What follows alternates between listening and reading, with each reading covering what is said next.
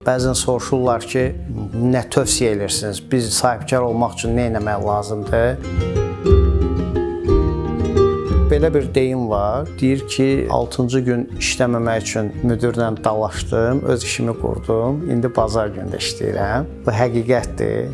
Sahibkar olmaq asan şey deyil. Sahibkar olmaq böyük bir məsuliyyətdir. İnsan öz ailəsini idarə edəndə kifayət qədər məsuliyyət hiss eləyir. Bir də sənin komandan, kollektivini idarə etmək çox ciddi məsuliyyətdir. Sənə inanan insanlar var, səndən bu yola çıxmış insanlar var. Şirkətin nə qədər böyük şirkət olur olsun, istənilən şirkətin sifariş olmursa, çöküşü çox sadədir. Həmin dövrdə də sən öz duruşunu, şirkətinin duruşunu itirməməlisən, komanda yoldaşlarını çətində qoymamalısan. Yəni, bu böyük bir məsuliyyətdir.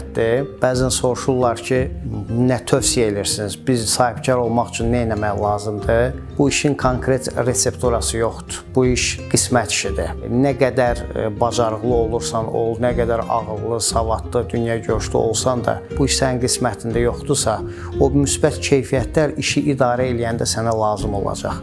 Amma işin gəlib müəyyən bir nöqtəyə çatması birbaşa sənə gərək Allahın yazdığı bir qismət ola.